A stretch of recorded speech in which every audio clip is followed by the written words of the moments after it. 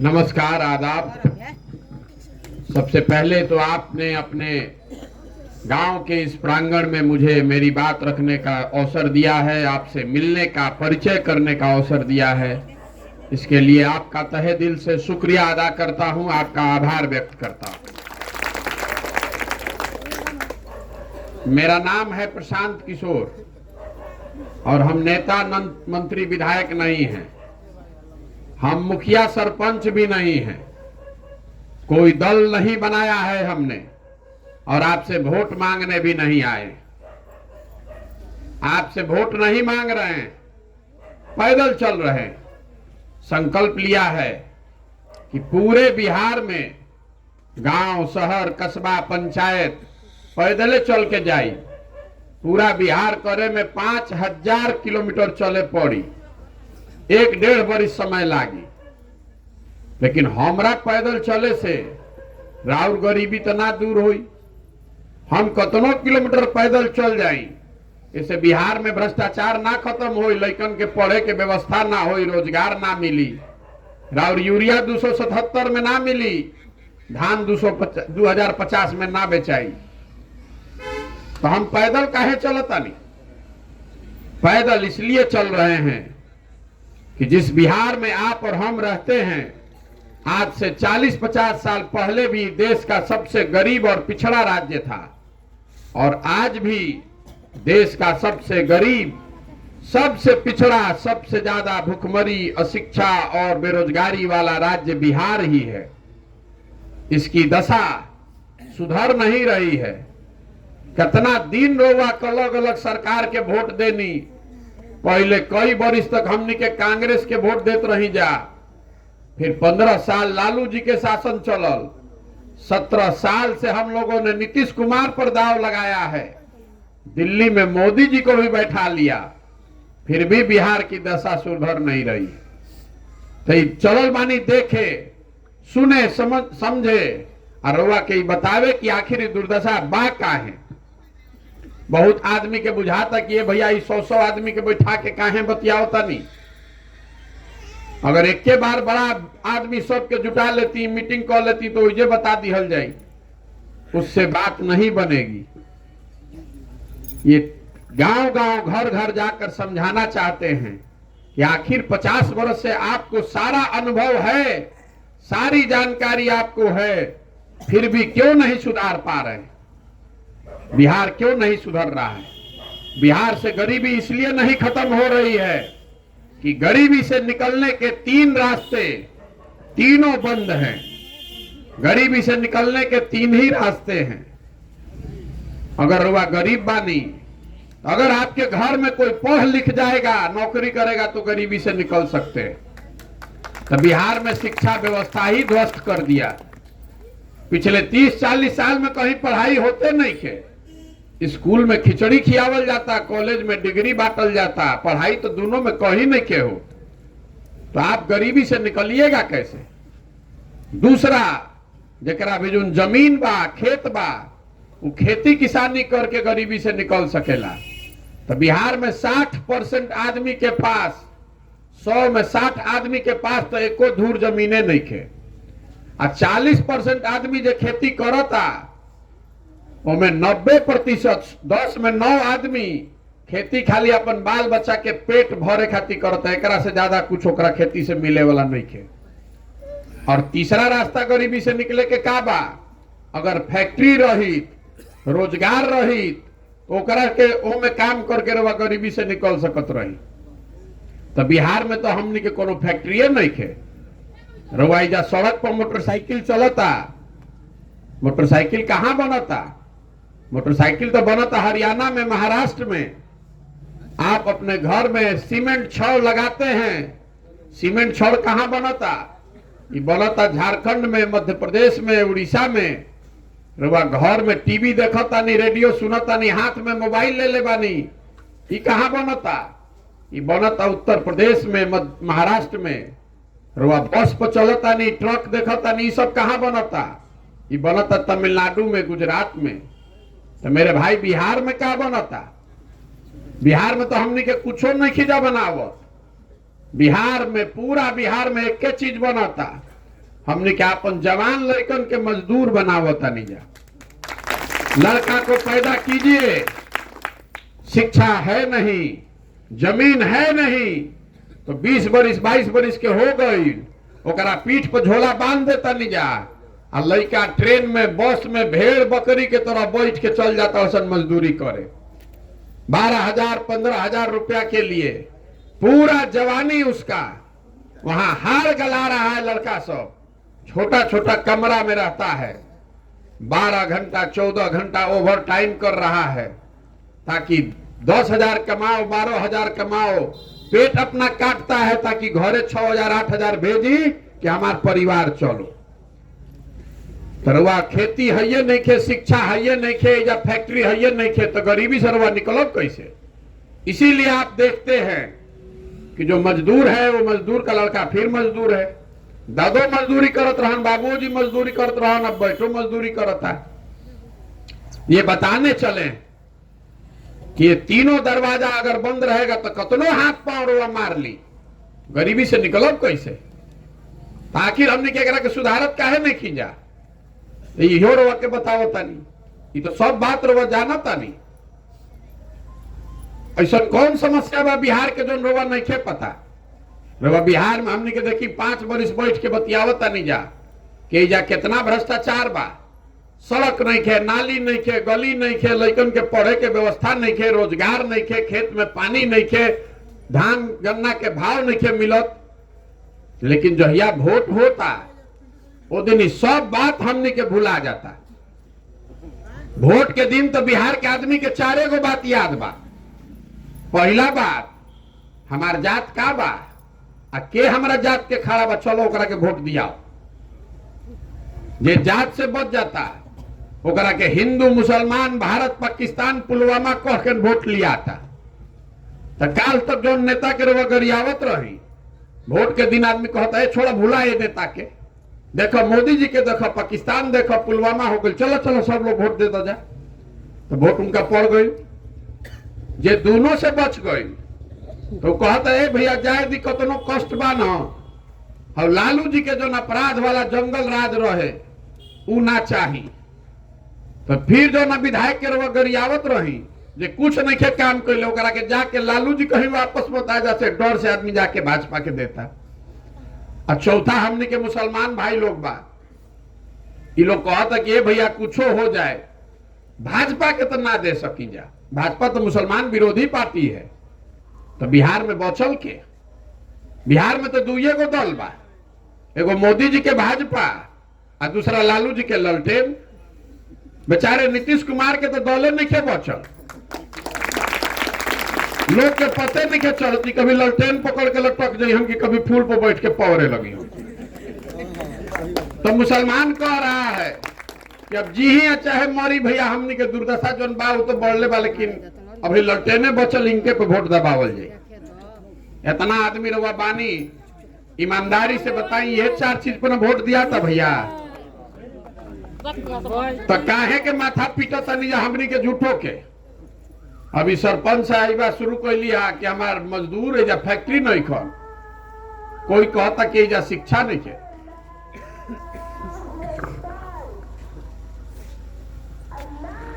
जहां चल जाई आदमी, घर में बैठता, दलान में बैठता, खेत खलिहान में, चौक चौराहा, चाय के दुकान पर, सैलून में, जहां बैठी आदमी सब समस्या बतियावता। जब रउआ ओकरा पर वोटवे नहीं की दे तो रउआ जानता नहीं, हम जानता नहीं, तो नेतो कुल जान गइल बड़ा सन के भाई बिहार के जनता कतनो बतिया ले, हंस के गा के गरिया के रउआ वोटवा तो देवे ही 4 चीज पर, तो कैसे सुधरी।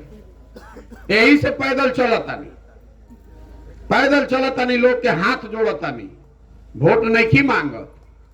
बताने का ये प्रयास कर रहे हैं कि अगर आप अपने और अपने बच्चों की चिंता नहीं कीजिएगा तो कोई दल, कोई नेता आपकी चिंता नहीं करेगा। काहे करी भाई, देखिए हमने में से कितना आदमी जात पर वोट दे ले बा। आदमी कहता कि सब जात वाला हमार नेता जात के राजनीति करता हूं। बिहार में हम पहला आदमी बानी, हम कहता नहीं कोई नेता जात के राजनीति नहीं खे करत। जात के राजनीति कहाँ होता है जा, अरे लालू जी कि कहां कहतन कि यादव समाज में जो सबसे काबिल आदमी बा बिहार के नेता बनी और सब यादव जी लोग आप लोग वोट दीजिए। लालू जी नहीं कम न कहो। लालू जी ये कह रहे हैं कि हमारा लड़का बिहार का नेता बनेगा और सब यादव जी लोग तुम लोग हमको वोट आप लोग दीजिए। ऐसा ही जो राजपूत के नेता हो गई, जो पंडित के नेता हो गई, जो कुशवाहा के नेता हो गई, जो महादलित के नेता हो गई, जे जौना जात के नेता बा वो कहता कि हम रह हमार लड़का रही आ कुल जाना तू लोग जात के नाम पर हमरा के वोट दो जा। तो जात के राजनीति कहां भली? तो परिवार का स्वार्थ का राजनीति है। जात तो आपके दिमाग में बैठा हुआ है, नेता के दिमाग में जात नहीं थे। नेता तो अपने लड़के की चिंता कर रहा है, रउआ अपन लड़का के चिंता नहीं कर। लालू जी के लड़का 10वां नहीं खे पास कैले तो लालू जी के चिंता बा ना कि हमारा लड़का मुख्यमंत्री बनो। ऐसे में कोनो दिक्कत भी नहीं खे, सब के अपन लड़का की चिंता होके के चाही। आ लोकतंत्र बा, अगर जनता वोट दे दी तो बन भी जाए। दिक्कत इस बात से नहीं है कि लालू जी का लड़का 10वां नहीं पास है और मुख्यमंत्री बनना चाहता है। दिक्कत इस बात से है कि राउर लड़का बीए कॉ लेलस, एमए कॉ लेलस और उसको चपरासी का भी नौकरी नहीं मिल रहा है और रउआ ओकर चिंते नहीं थे। रउआ तो जात धर्म के झंडा उठा के घूम रहा बानी, तो ये कैसे सुधरेगा? नहीं सुधर सकता है। हम आगे हम चलो तनित आदमी कहते कि भैया रउआ आइल बानी, रउआ सुधार दे, ये हमरा से सुधरी? अरे एगो प्रशांत किशोर आजस की 10 प्रशांत किशोर सुधरे वाला नहीं थे। हम पैदल चलता नहीं, सामने 10 गो 50 गो लड़का दौड़ता सब, आधा लड़कन के शरीर पर तो शुद्ध कपड़ा नहीं थे, पैर में चप्पल नहीं थे। राउर लड़का आधा पेट खा के सुतता, स्कूल में पढ़े जाता तो जब पढ़ाई नहीं के हो पिलुआ वाला खिचड़ी खाता और रउआ पर चिंते नहीं थे। जब आपका लड़का पढ़िए नहीं रहा है तो मजदूर ना बनी तो कलेक्टर बनी, कि बुझाए के चाहिए ना रउआ भाई। इतना आदमी रउआ बानी, जरा अपना लड़कन के नाम पे ईमानदारी से बोली। कहिया रउआ अपना लड़कन के पढ़े खातिर वोट देले बानी? कभी हमने के अपना जीवन में वोट देले बानी? जब पढ़ाई पर आदमी कहता कि हमारा के नेता ठग ले लो, कहां कोनो नेता ठगता? रउआ जौन वोट देता नहीं वही आप पा रहे हैं। अगर आप बबूल का खेती कीजिएगा तो आम कहां से खाइएगा? आपने जात पर वोट दिया है तो हर जगह जात के बात होता। आपने भारत पाकिस्तान पुलवामा के नाम पर वोट दिया है तो जहां आप टीवी खोलता नहीं तो भारतीय पाकिस्तान सुनाई देता। आपने हिंदू मुसलमान के नाम पर वोट दिया है तो वह जहां चल जाए हिंदू मुसलमान के बात होता। यह बताने के लिए चले हैं जैसा वोट दबाइएगा वही परिणाम पाइएगा। नेता गलत हो या सही, गलती आप में और हम में है। नेता आपको कोई एक बार में ठग सकता है। आदमी कहता कि भैया नेता ठग ले लो, अरे कोई रवा के एक बार ठगी, 2 बार ठग ली, 3 बार ठग ली, रवा के 50 बरस से आदमी ठगते बारन। अगर 50 बरस से आपको हमको कोई ठग रहा है इसका मतलब है कि गलती हम में आप में है। अब अभी प्रशांत किशोर आइल बान तो हम ठग के निकल जाए, रवा बुझाते नहीं थे। अरे दुर्दशा देखिए जा आदमी के। आपको जब देश आजाद हुआ, आपको देश आजाद हुआ तो गांधी जी ने, बाबा साहब अंबेडकर ने राजा बनाने का अधिकार दिया। जिसका बटन आप दबाते हैं वही राजा बनता है। और रउआ आपन बुर्बकाही में राजा से भिखार हो गई बानी। जहां रोड पर आदमी चलता, रोड पर हम चलता नहीं, कुर्ता पैजामा पहनले कोई देख ले लॉस ध लेता आदमी, ए भैया ही तनी नली बनवा दी, ए भैया हमार तनी राशन कार्ड में नाम जोड़वा दी, हमार इंदिरा आवास में दिलवा दी। अरे आप भिखार हैं, आप भिखारी हैं। आप जिसका बटन दबाते हैं वो राजा बनता है। तो जब यह वोट दबावे के होता वो दिन पूछता नहीं काहे वोट दे ले रही, ए भैया सब गौवा वाला देते रहे तो हम दे देनी। तो जब सब गौवा वाला देते रहे सब भिखार हो गए, वो हो जाए भिखार। जब आपका लड़का आधा पेट खाकर सो रहा है और रउआ होकर चिंता नहीं खे तो प्रशांत किशोर होकर चिंता करी हन। आदमी कहते है भैया हम रउआ संग खड़ा बानी तन मन धन से, हमारा रउआ साथ ना चाहिए, आप हमारा साथ क्या दीजिएगा? जो आदमी, जो समाज, जो लोग अपने बच्चों के साथ नहीं खड़ा है वो हमारे साथ क्या खड़ा होइएगा? हमारा लड़का तो देश के सबसे बढ़िया स्कूल में पढ़ा था, आप हमारे साथ क्या खड़ा होइएगा भाई? रउआ अपन लड़का के संग नहीं खड़ा हो तो रउआ तो जात के धर्म के इतना नशा घुसा दिया है आपको नेता सब कि आप अपने बच्चों का दर्द भी नहीं समझ पा रहे हैं। यही से चलता नहीं, हाथ जोड़ता नहीं आदमी के घरे घर जाके। आपका वोट नहीं चाहिए, हमको नेता नहीं बनना है। यहाँ पर अगर सरकार में जाए के रही तो आज फोन करो अकाले रउआ की शपथ ले। हमको सरकार बनाने के लिए नहीं आए हैं यहाँ, हमको यहाँ बिहार को सुधारना है और ये सुधरेगा तब जब आप सुधरिएगा। अपने बच्चों का चेहरा देखिए, संकल्प लीजिए कि जात पर नहीं, धर्म पर नहीं, 5 किलो अनाज पर नहीं, नाली गली पर वोट नहीं। वोट उसको पड़ेगा जो हम लोग के बच्चों के पढ़ने का व्यवस्था करे कि पढ़े लिख के नौकरी करेगा तब न गरीबी से निकलिएगा। 5 किलो अनाज जरूरत जिंदगी भर खात रह तो गरीब से कभी अमीर हो सकीला?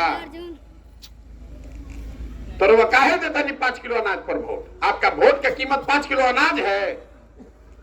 कोई आई कॉलेज के भैया नली बनवा दे, वोट दे देनी तब 5 बरिस भीख मांगी। आपके वोट की कीमत है आपके बच्चों का बेहतर भविष्य, और वो तब सुधरेगा जब बच्चों के पढ़ने का व्यवस्था होगा।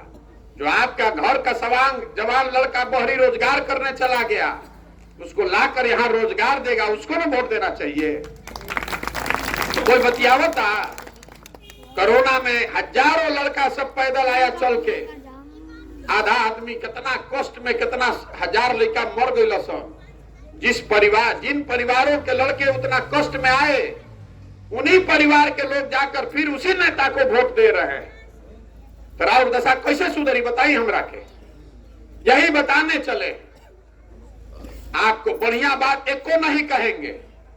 हाथ नहीं जोड़े हाथ के हमरा के वोट दे दे, हमारी तरह की नौकरी दे दे। आप हमको वोट मत दीजिएगा, लेकिन आप अपने बच्चों के लिए सुधरिए।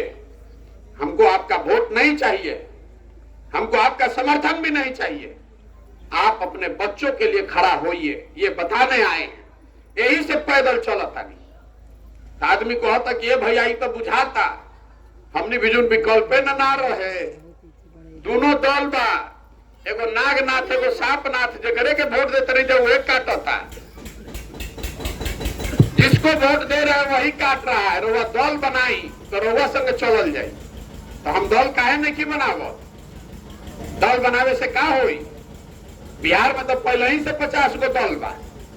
बिहार में दल कैसे बनता है? जे बनैलस दल वह हो गई दल के नेता। आइयो कह दलस कि हमारा बाद होइया ना हमार बेटा। आ कुल जना तो लोग बिहार के आदमी में झंडा लेके ढोआ जा। वो दल नहीं है, वो विकल्प नहीं है, वो तो परिवार का शासन है। अगर विकल्प बनाना है तो आपको हमको जो रास्ता महात्मा गांधी ने दिखाया उस पर चलना पड़ेगा। गांधी जी देश के आजाद कैसे करेलो?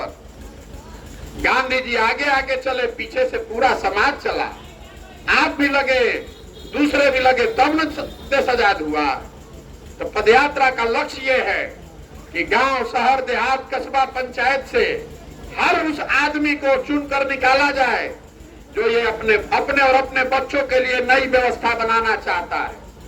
ये कार्यकर्ता बनावे का अभियान ना हो, ये झंडा लेकर ढोने वालों का अभियान नहीं है।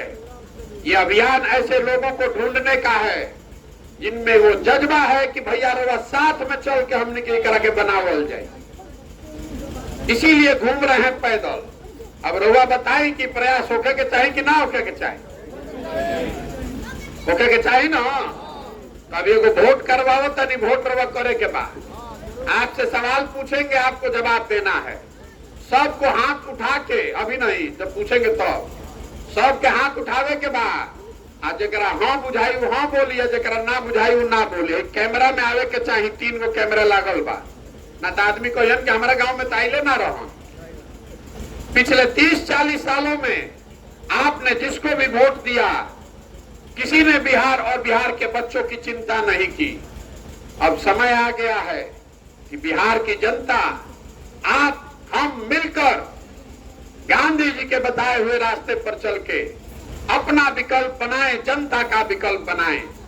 आप बताइए कि बिहार की जनता को मिलकर अपना विकल्प बनाना चाहिए कि नहीं बनाना चाहिए?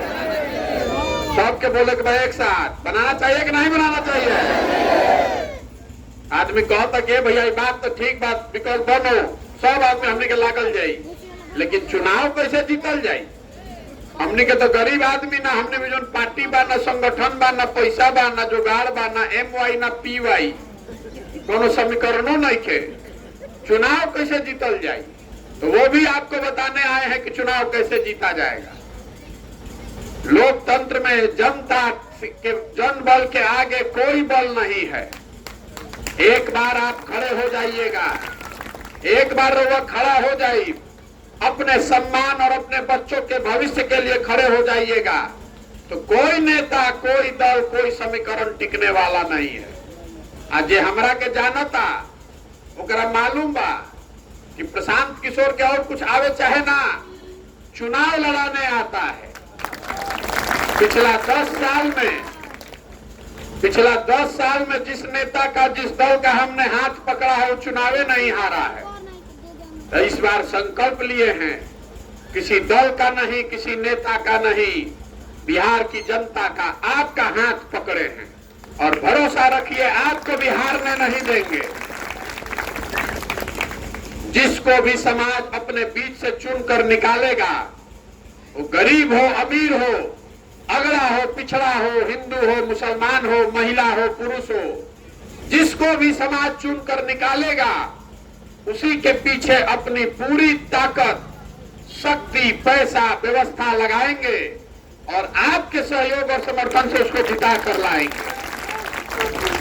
तब बनेगा जनता की सरकार। बिहार तब सुधरी जब हजारों अच्छे लोगों को हम लोग वार्ड सदस्य बनाएंगे, जब 5000, 6000 अच्छा आदमी मुखिया और सरपंच बनेगा, जब सैकड़ों अच्छे लोग जिला परिषद और विधान सभा में जीत कर जाएंगे, तब न बिहार सुधरी। खाली मुख्यमंत्री बदलने से बिहार नहीं सुधरने वाला है। पूरा व्यवस्था में घुन लग गया है, नीचे से लेकर ऊपर तक गरीबों के नाम पर हजारों करोड़ रुपया निकाल कर लूट हो रहा है। तो खाली मुख्यमंत्री बदले से सुधरी? पूरा व्यवस्था बदलना पड़ेगा। यही से पैदल चलता नहीं। अब रउआ बताई, वोट रउआ से हम मांगत नहीं की, चंदा हमको चाहिए नहीं। अपना चाय जो अभी पी रहे थे, अपना चाय, खिचड़ी, टेंट, तंबू भी साथ में लेकर चलते हैं, किसी का 1 रुपया नहीं लेते हैं। कहीं नजर घुमा के देख ली, एगो अपन फोटो भी नहीं खिलबैले। आपके पास आए हैं आपका आशीर्वाद लेने। ये कठिन काम है। सब आदमी बतियावत है कि बिहार में भाई खराब बा, हम खराब बा। अरे भाई, अगर सब खराब बा तो सुधारे खातिर कोई के तो प्रयास करे के पड़ी। तो प्रयास करने निकले हैं। 2 बरस लगे कि 10 बरस, जीवन का सब कुछ दांव पर लगाए हैं। इसको सुधारे बगैर मानेंगे नहीं।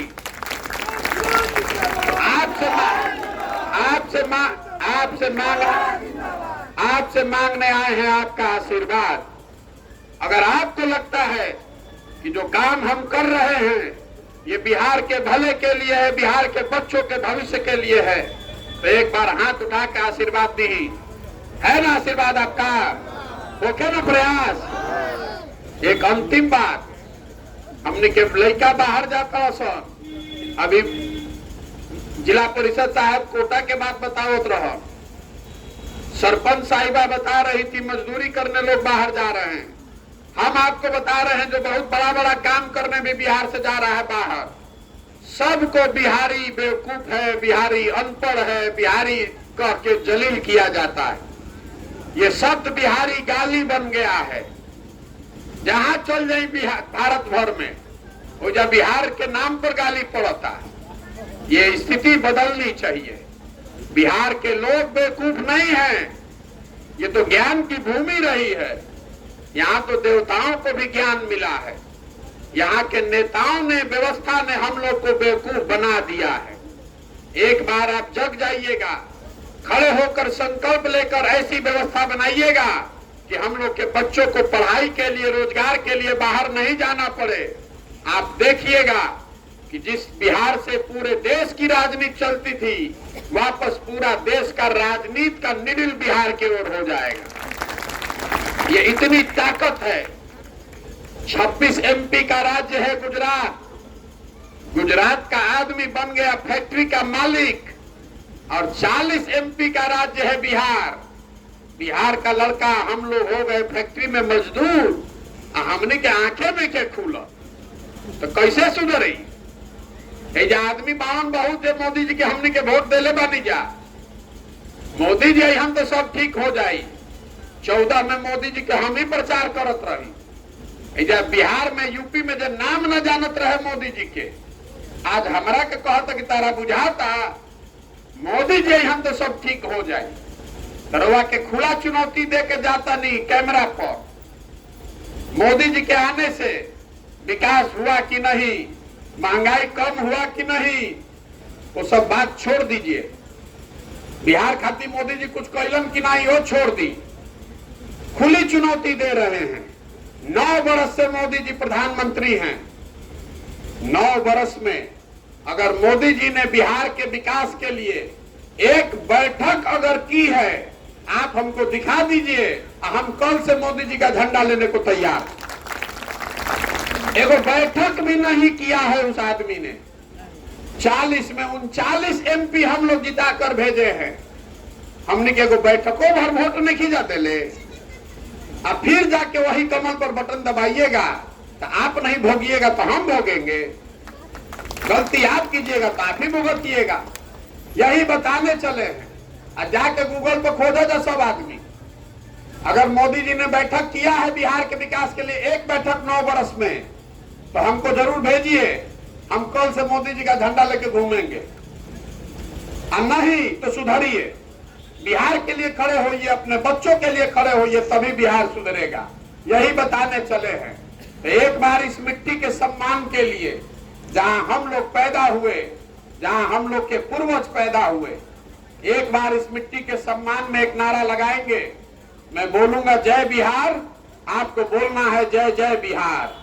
जय बिहार, जय बिहार, जय बिहार। बहुत बहुत धन्यवाद।